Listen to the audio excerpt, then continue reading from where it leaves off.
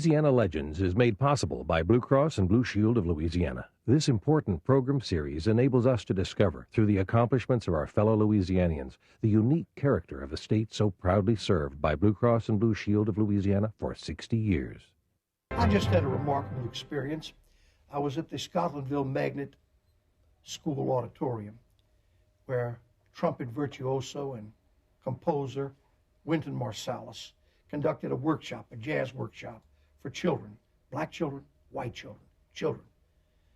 And to see the dedication and devotion, the encouragement, the straight talk that this artist gave those children was really inspiring. In other words, your old narrator feels good. Wynton, welcome to Louisiana Legends. All right, how you doing? Good. Wynton, it all started for you in New Orleans, Louisiana in 1961, which would make you 33. 32, excuse me. You've done a lot for a 32-year-old man. 8 Grammys, that ain't bad.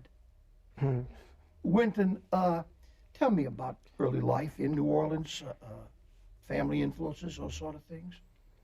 Well, mainly we grew up really in Kenner, and my father was, of course, a jazz musician, just struggling to play, keep gigs. I have 5 brothers. And our life really wasn't centered around music. I think for my father it was, but for us, we just grew up like regular people, kind of country. We weren't really that much into music. My brothers and I, we were just regular kids, play ball, did what everybody does, look at television. When did it start being a little more serious in the family, or to you particularly? We moved to New Orleans when I was 12 years old. I guess that would be in 72 or 73. And then I got just more focused about playing. And I started actually listening to records and trying to pursue a knowledge of music, trying to understand more of what my father was doing.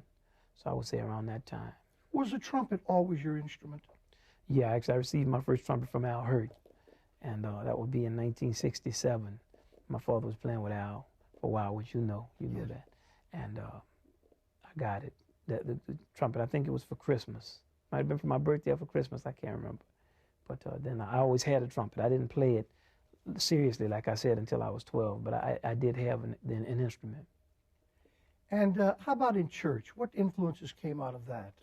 None, really. I wasn't really a church goer too much. Yeah? No, we went to we had this one church that we would go to in Kenner, Louisiana, but all the black people would sit on the left side of the church.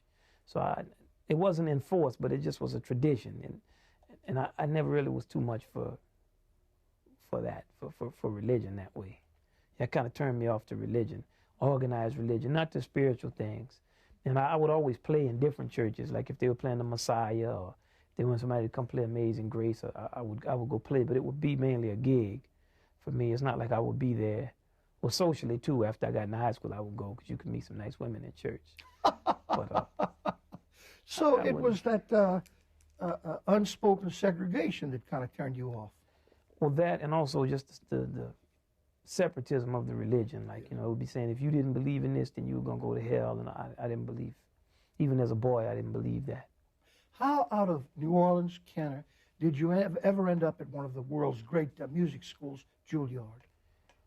Well, I think my teacher, George Jansen, was from New York. And he studied with William Vacchiano, who was the teacher at Julliard, and also was the first trumpeter in the New York Philharmonic for a long time. And he also taught John Longo, who was my first teacher, and also John Fernandez, who was the band instructor at Xavier University when I was in high school. He would always bring me these books from the New York Conference for brass scholarships, and he would always encourage me to learn how to play. So I was part of a whole network of musicians who were very serious about learning how to play, older men. And they influenced my thinking and made me understand the importance of practicing and made me realize the possibilities that existed. Wynton, so many jazz musicians from New Orleans, whom I know very well, Al Hurt, Pete Fountain, it all started for them in nightclubs, bars, places with fences around them so that bottles didn't hit them in the head. That obviously was not your... Well, I have been around ignorance, but for me, I've never celebrated that, I played in the funk band mainly in high school, and I've played in all kinds of clubs, from doing police talent shows and projects all around the country, but that doesn't teach you how to play. You know, the only way you can learn how to play is by practicing and by being around other people who can play. And whether you're learning in a cathedral, a conservatory, or orchestra, a ballroom, a whole house, it doesn't really make a difference where it is, because the transfer of knowledge is not going to be based on you participating. First, if they were there, they weren't participating in knife fights, or they wouldn't have been musicians. So the fact that Louis Armstrong might have gone to a Tintype Hall to hear King Oliver play, and somebody got shot in Tintype Hall, that really is not why he could play. I played in parades where people got shot, but I've never been impressed with that, to be honest with you. And I feel that that type of thing occupies too much space in jazz folklore, because the lower levels of human intercourse always exist. And if you're attracted to it, it's fun. But if you're not. Wynton, is it fair to say that even as a child, a young man, your talents were recognized? In other words, it wasn't a slow process. Almost from the beginning, there were fellowships and that kind of thing. Is that a fair statement? Well, I think after I got serious, because started playing when I was 6, so from the age of 6 to 12, I couldn't play, really. As a matter of fact, when I auditioned for my high school band, the band director looked at me and said, "Are you sure you Ellis's son?" Because, I mean, we couldn't, I was on such a low level, but after I started taking lessons and playing, then I advanced technically on my instrument very rapidly. How much practicing did you do? 4 or 5 hours every day. Every day? Every day. Now, nobody, I gather, had to force you to do that. No, I wanted to learn how to play. Is that a lonely business, standing in a room and practicing? Yeah, it's lonely. Do you still have to do anything of that kind? I would not insult you by using the word practice, but yeah. Do you still work out on your instrument? Yes, I still have to practice. And the higher up you go in terms of your understanding of the art form, the more you have to practice, because it becomes harder and harder to develop. Now, Wynton, you're not only a renowned virtuoso on the trumpet, but in recent years, your acclamation is extending to composing, and you're being talked about in the same breath as Ellington and Jelly Roll Morton and Thelonious Monk. That's pretty heady company, huh? Right. How did you start composing? Just, I had a band, so I had to write music. And I just started writing, and I learned a lot of Monk's music on the piano. And I got Duke Ellington, went down to the Smithsonian and got some scores of Duke Ellington. But I'd been composing the whole time, just little tunes. Just as I've grown older, I've gotten more and more into writing the music down. Do you enjoy composing? Just, anything in music I like to do. And then, of course, let me ask you this. Does it put an additional burden on you? For example, when you were composing for you, there was no burden. It was a pleasure. There was a piece, some paper with some lines on it, and there was you. But suddenly when it occurs to you that Peter Martins is going to choreograph a ballet to your music, that kind of thing, does that put additional burden on an artist? No, I don't really look at it as burden. I have a meeting with him, and he tells me what he wants, what his vision of the music is, and then I go out and try to fulfill that vision. He listens to the music, and if he wants some things changed, I change it. I work very easily with people, especially if I'm in a subordinate role. I understand that well, and it's never a problem with me. I just want the whole thing to work. And, are you a perfectionist? I like for stuff to sound good. I don't like for it to be raggedy, but I'm not gonna kill myself if it's not good. But I don't set out to have something be raggedy or half done. I don't believe that. It's like that whole school and thought of jazz. I'm not from that school. Wynton, you're unlike any, as we talk here, you're unlike any musician I've ever met. You're obviously a heavy thinking creature. You're just not blind acceptance, and this is the way it's done, therefore I'll do it. You think things out, don't you? Well, I've had to think things out because I've grown up in an era that's completely impoverished in terms of music. And I have to replenish for myself what's lacking in my generation, which is almost everything in terms of music, because the popular music field has taken over the world of music so much. It's destroyed most of musical competence. The audience for listening to music is very small. Now you have videos to contend with. You have a diminishing pool of musicians. Everything is loud. You have just the lack of understanding of the purpose and function of an art form in terms of education. If you're a jazz musician, you have to deal with the whole history of criticism and writings on jazz that are diametrically opposed to what the musicians have been saying and opposed to what the music represents. You know, I'm in the type of position where if I don't have intensive intellectual activity, I won't be able to create an environment to nourish myself. And it's just, in this particular time, it's very important. What do you think happened to your generation? Just the effects of rock and roll, and what happens when leisure thought becomes adopted by masses of people, even people who are poor. Just debilitating effects of an impoverished philosophy. That's all it is. Like what people think is true in terms of American culture just is not true. So when you function, when you act on an untruth, every generation gets weaker. So now we're confronted with a situation where music is equated only with words. And even the words are subordinated now to just vulgarity and profanity to shock. And that's considered being on the cutting edge. Yes. So someone like me, it's very difficult for me to communicate an idea because they'll equate that with being prudish. Well, you know, I grew up playing in clubs, seeing women with their behinds hanging out at night. It doesn't shock me. It's just that music is music. It's like what I was saying before about you might be in a club with somebody getting shot, but that's not going to help you play the trumpet. And so you look upon that as kind of romantic humbug. I mean, I don't know what it is really. It's just what it is. You're not too impressed with the pop music videos, which so permeate the airwaves. I'm not impressed with any of pop music. We have to remember that Jerome Kern and George Gershwin and Cole Porter, these were pop musicians. These men wrote popular music, songs that sold millions of copies that people romanced to and danced to.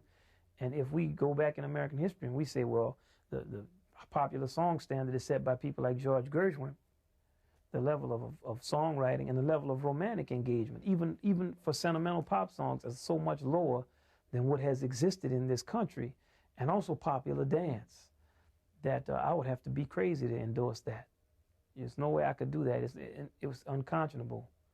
The only way I could endorse that would be if I didn't know the glorious history and tradition of American songwriting.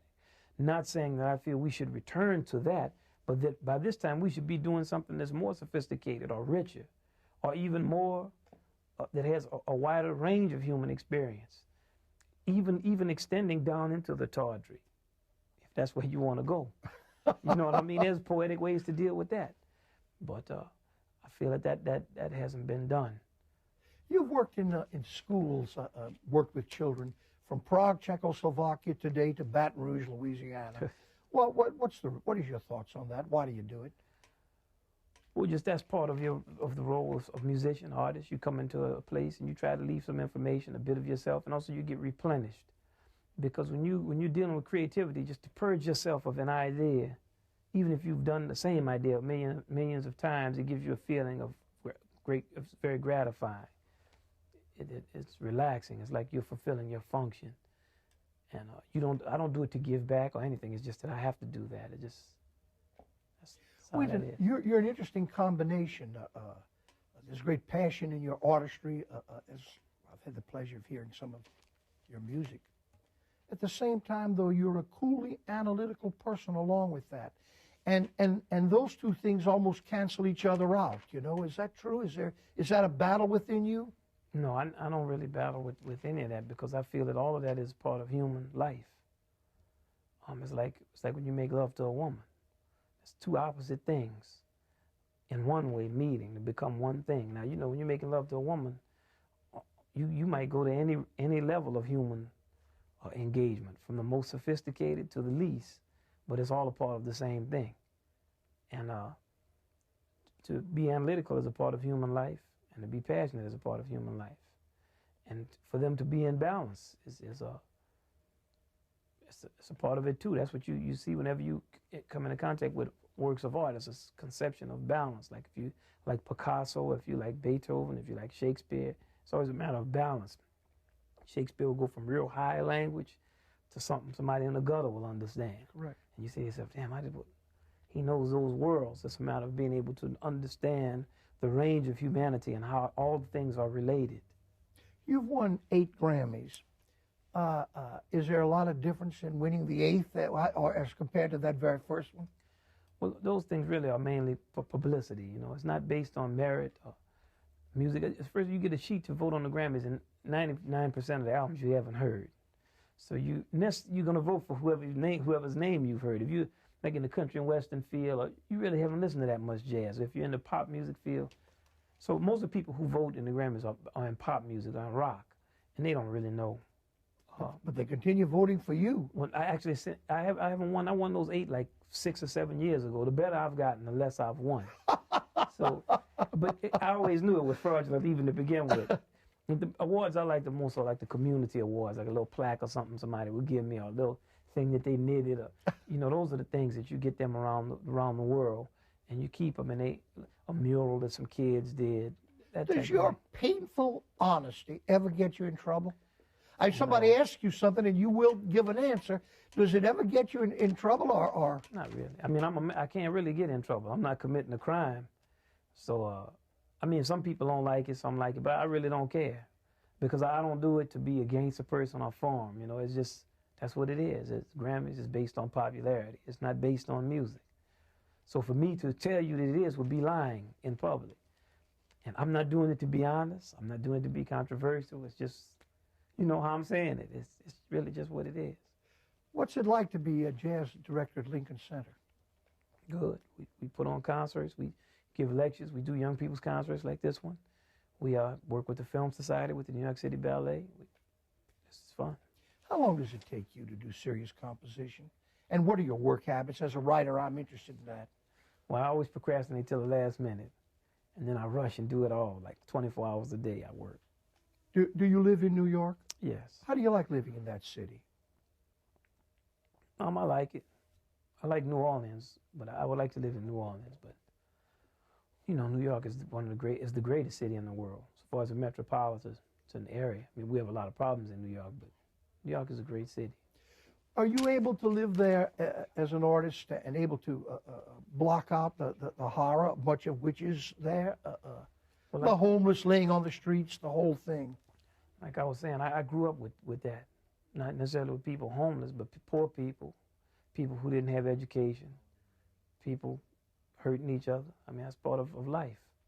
I didn't grow up like in a vacuum. You know what I mean? I lived in Canada, Louisiana. Do you still see it in New York, or do you block it out? I don't want to block it out. That's part of life. So I know guys on the street who are in a wheelchair who are begging. I see them. We talk all the time. We have conversations. They're people, and that's their situation. Do you love people? Humanity? I love humanity. A lot of times I question whether I love people. I don't really know if I can answer that. First thing you haven't been able to answer. What goes in? You're composing. I mean, you're such a genius on that trumpet. The composing is a whole different element, though.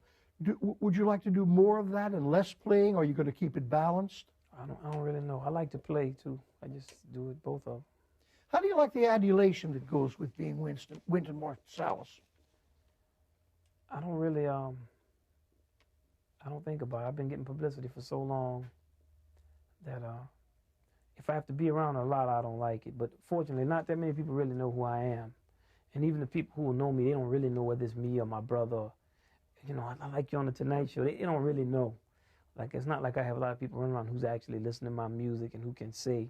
They just will say you're great or something because you get publicity. And if somebody comes around who has gotten more publicity, then they'll be great, So it's not like being actually idolized for anything that you've done. So it doesn't have that much of an effect, really. What do you think about your brother's work on The Tonight Show?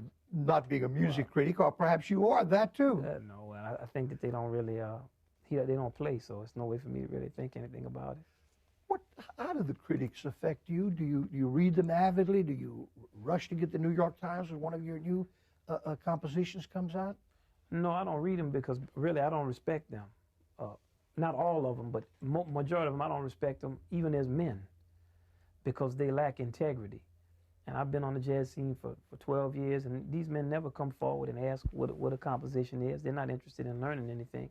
They're very ignorant, and they're arrogant. And that combination of ignorance and arrogance is really, it's a bad combination. Most of them don't like jazz music because anytime a style arises that's not jazz, they celebrate it. And when musicians are trying to play jazz, they denigrate it.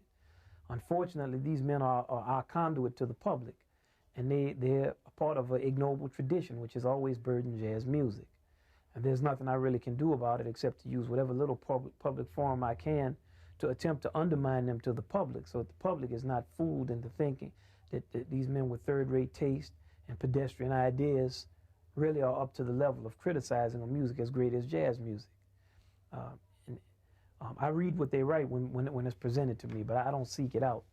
And I'm not responding to anger at anything they've written about me, because by and large, good things are written about me. Yes. But just the disrespect that they have for this music in general is something that I really, it's one of the great burdens of being a jazz musician. What is jazz? I mean, not technically, but what is jazz trying to say? What does it? It's democratic thoughts, feelings, and ideals put to practice in the context of the blues. How about rap? It's the greatest achievement of rock. When rock music, with the Rolling Stones and all of that, their greatest child is rap music. What do you think of the Beatles? Nothing. No feelings one way or the other? None. I mean, you know, they were lucky to come about at a period in time when imitating Negroes could make them become known as the greatest band in America during a period of social upheaval. And when it's looked back upon, it's going to be something very strange. Because well, here's people in the throes of a national crisis, and the greatest band of musicians is from a country that they were liberated from 300 years before that. And this band was imitating Native Americans who couldn't be accepted as the band because of the sexual connotations that went with race. A fact that the Beatles and the Rolling Stones and all these English rock bands pointed out to Americans when they first came here. See, that's the thing. When those first English bands came to America, they would be saying, man, we just imitating these people for y'all have here from Mississippi and doing a bad job. That's why our music sounds so different from theirs. Do you feel the same way about Elvis Presley, another icon? Everybody feels that way about him, even people who like him, who know. I mean, once again, to avoid even a racial connotation, what do you think Elvis Presley's position is in relation to George Gershwin? I mean, there's no comparison. The man, he's not a musician. So, I mean, as a social figure, maybe he had a certain hairstyle, he looked a certain way. I mean, you know, that's what it is. But why should music be prostituted for that? I mean, that's fine for what it is. What's the future of music? What's coming? What in the jazz world I'm talking about?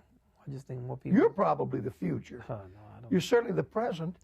I think more people will play. And if we can get to the education system and we can get good information to the public, I see a great renaissance.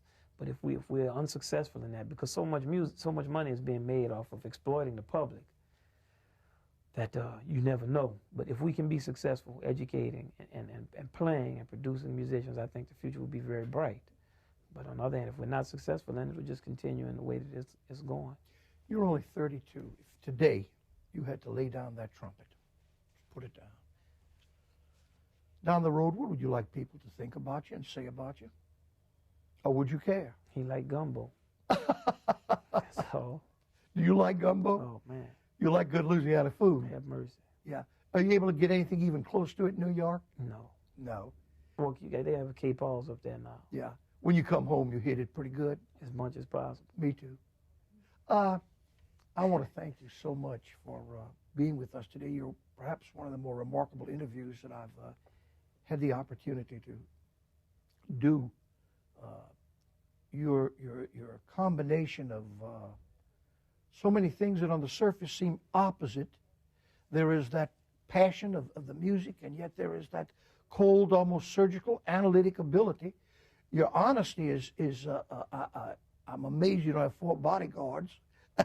Your icons are not icons to you, but I saw you work with, only a few minutes ago, with white children and black children.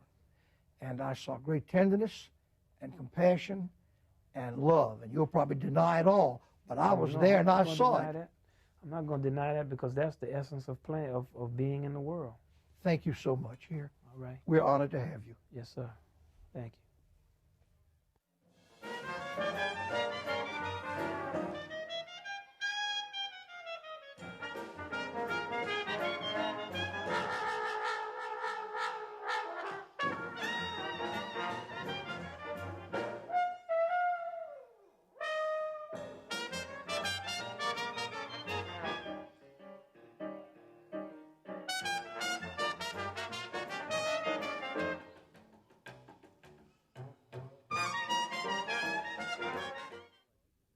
Louisiana Legends is made possible by Blue Cross and Blue Shield of Louisiana. This important program series enables us to discover, through the accomplishments of our fellow Louisianians, the unique character of a state so proudly served by Blue Cross and Blue Shield of Louisiana for 60 years.